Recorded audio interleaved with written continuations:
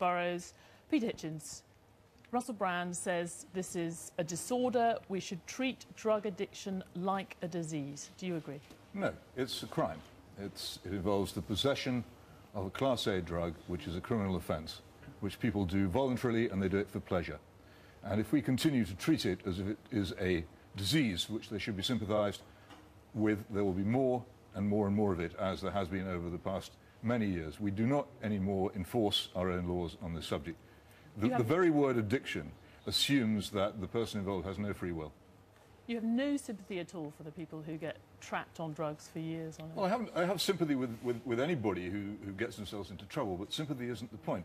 What I don't have is any sympathy with somebody who deliberately breaks a known law. They are criminals. They should be punished. And honestly, if they were punished for this, they would, by and large, not get into the trouble they get into, and there would be many, many fewer of them. But we don't do that.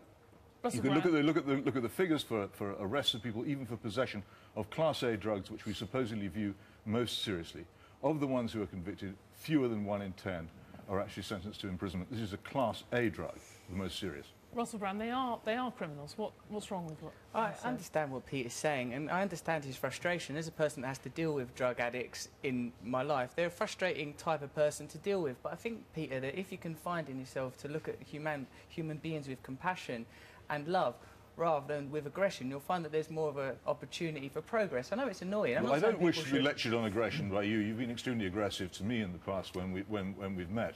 That's just because of the bigotry, Peter. I don't mean it. I'm only having a bit of fun because of the Daily Mail stuff and that. When you actually learn to use reason, you can accuse people of bigotry. Until then, I should keep very quiet about it. Learn to use some reason in this matter. On Newsnight. Why is a comedian being given a programme on the BBC to push a policy about drugs? Because he has first-hand experience of drugs. Why is our debate on drugs so debased that this is the kind of thing we are reduced to? Peter, why are you so angry? What happened to you, mate? I'm angry because many young people in this country are being betrayed. What do you think we should do? By a feeble government and a feeblest... What do you think we should do, Peter? I think we should enforce our law against illegal drugs. More people in prison? I don't want people in prison, no. I want people deterred from taking drugs, which will ruin their lives by punishment. By punishment. I want that. I don't think people should take drugs. You asked a question, you better listen to the answer. I want them deterred by effective policing. Listen to what I'm saying, you'll learn something. I've heard it before, Peter. Well, you plainly weren't listening that time either. I don't even think you're ignorant. I just think you're innocent. Effective policing. You're like a peculiar child. You see, ad hominem and interruption, absolutely nothing remotely resembling reason, thought, or fact. And yet you are making a programme on drugs for the BBC, and I am not. And that is exactly what is wrong. Let's bring in one of the people. Let's bring in one of the people who's in the film, who's qualified to be in the film. Someone who's qualified to be in the film. He's someone who got Russell Brand and many other people clean on drugs. What do you think is the answer? What do I think it was? What do you think is the answer? What do you think? Is it compassion? Is it locking up? Well, they're very simplistic terms, compassion, locking up. I think... Making it legal? Of course, everybody who takes Class A drugs is committing a crime. But people do it, and people do it because it is pleasurable to begin with, and then they become addicted. And I think at that point you need to intervene in a kind and compassionate way. Nobody sets out to become highly addicted to drugs. It is a disease. We should treat it as a disease, as a disorder? I don't know whether it's a disease or an illness. All I know is that everybody who walks through the door of my treatment centre did not intend to end up that way. They started off with perhaps good intentions, but they did not intend to end up the way. It crept up on them, and they became very ill and very sick, and those people need help, and we try and give it to them. They'd have been better off if they'd been deterred from doing it in the first place, which is what we do not do. And we don't do it with alcohol either. Instead, the government mugs the taxpayer to the tune of £300 million a year to give drugs to people who are already on drugs. David Burrows, that was something that I thought was shocking to find out, that nearly 150,000 people are prescribed methadone in this country. You know, should we be actually giving drugs to people and just sort of trying to keep them off the street rather than helping them kick their addiction, which is basically what Russell Brand said? If we want to be caring, it's not caring just to simply give them methadone to park themselves up on methadone. And this government has recognised that this big tanker that's been throwing a whole lot of money into 300,000 on that tanker hasn't had a destination. It's been going around just giving them methadone, keeping them in the treatment, and not actually giving them an exit.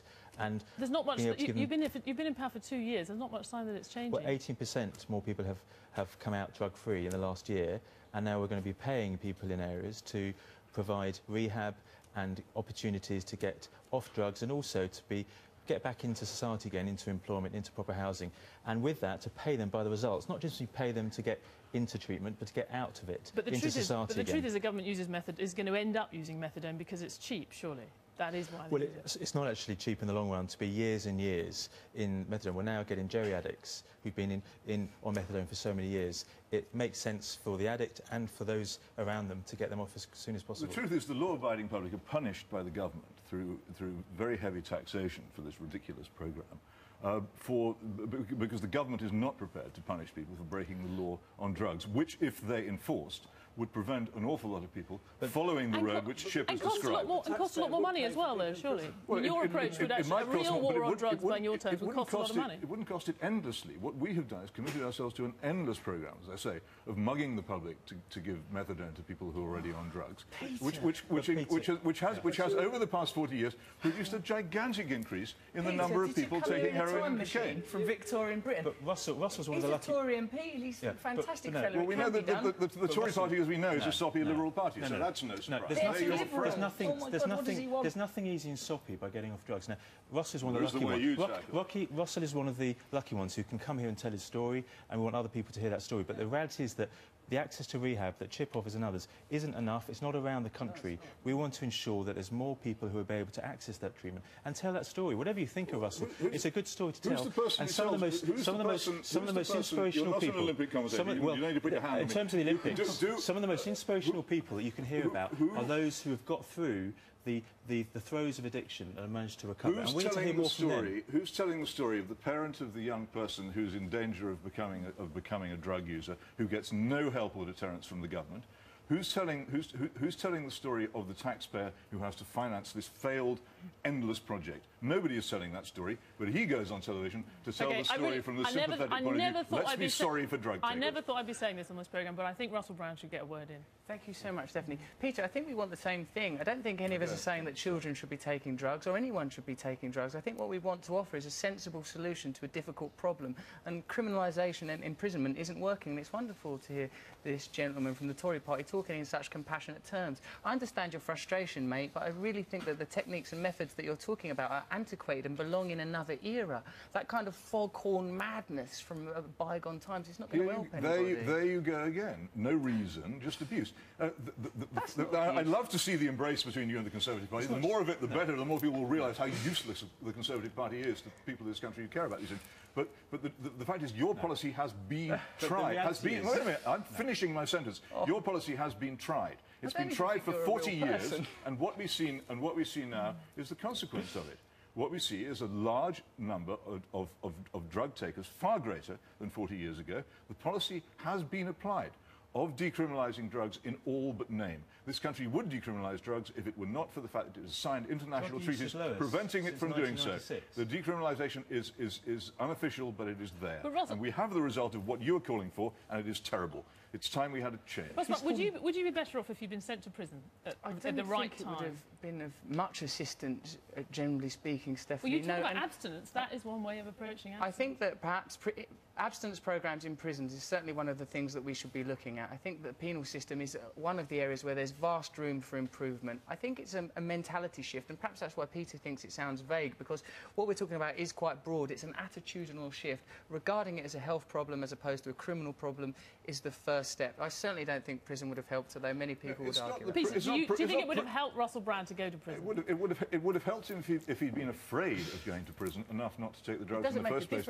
That's what a deterrent law does. It's not designed to throw everybody who takes drugs into prison. It's designed to deter people from taking them in the first place. But in order to deter them, you have to send them to prison. Would we be better off? You have to send some people to prison to prove that you mean it. Once you've done that, then they believe you. But if you stop sending people to prison, as we've done, they know you don't mean it, and they know that the criminal justice system is cardboard. We shouldn't be tolerating drugs use, but at the same time, once we've got them in the system, in prison, we should be making sure they get rehab as well. And that's what we're trying to do, to make sure we don't just throw them methadone. Then why are the prisons try and make sure they get into recovery systems? Why are the prisons that you run full of drugs then? Because they are. You make no serious effort to keep drugs. Isn't there a problem that you all have, or at least that I think that both, actually Peter Hitchins and Russell Brand both have, which is that people don't care about drug addicts. People don't want to spend a lot of money on them. They want the cheapest possible policy, and they want them away somewhere Yeah, they don't vote. They're a little bit of a nuisance. I understand. Isn't that a problem for your policy as well? That people don't pests. care enough about drug addicts even to put them in prison? No, I don't think it's a problem at all. I think people do care a great deal, especially when this drug problem enters their own family sphere and the disaster of drugs attacks your own family and circle. People to whom this happens are so devastated that they wonder where the government is. We haven't got much time, but just on my point, do you think that people don't care enough about drug addicts? That's basically Yes, I think that's basically the problem. Although I have learned to love you, Peter, and in a minute I'm going to give you such a kiss on the lips, I'm going to challenge a few other of your prejudices. Oh, my dear chap. Well, let's get into the homophobia. It's just under the surface there. Peter, I think you're a lovely man. How does one deal? I think you're a Harry Enfield character. How does one deal with a person who cannot debate seriously? Why is this person brought before select committees and allowed to make programmes on the BBC? He simply isn't capable of doing it. There's more debate. He just doesn't know how to debate. For instance, he uses this expression criminalisation. The person who criminalises is the person who commits the criminal offence. People are not criminalised. Otherwise, all you're saying is that all crime is caused by law. No, it's a ludicrous proposition. People commit crimes and they are punished. I think for the last word, an awful lot of words have gone to Peter Hitchins. The last word to Russell Brand. Oh, that was the idea. You admit it now. I think he's quite a lovely fella deep down, and he's just a little bit confused. We're not saying, of course, that the law should entitle people to act in a madcap, ad hoc fashion. We're just saying that if a social problem like drug addiction and alcoholism exists, there should be the proper, responsible, conscientious treatment. There are gentlemen like Chip Summers who understand how abstinence-based recovery works. My job is simply to draw attention to abstinence-based recovery. That's all I want to do, and a component of that is a tolerance and understanding to people unwell. This affects people's lives all over our country, and we have to approach it with benevolence. Russell Brand's documentary is going to be You're doing great. BBC I prefer you to that Pac-Man fella. Oh, that'll get you anywhere. Right, from Russell Brand to sweaty women. Let's go! Research shows that nearly half of teenage girls think sport is unfeminine, too messy, apparently, too much sweat. Some of the commentators watching the women's boxing and judo this week seem to agree. One said he was worried about their soft bones getting bruised. Was that you, Peter? But mostly we've been applauding our sporting women the past 2 weeks, not to mention their 10 gold medals for Team GB. So here on Newsnight, we're wondering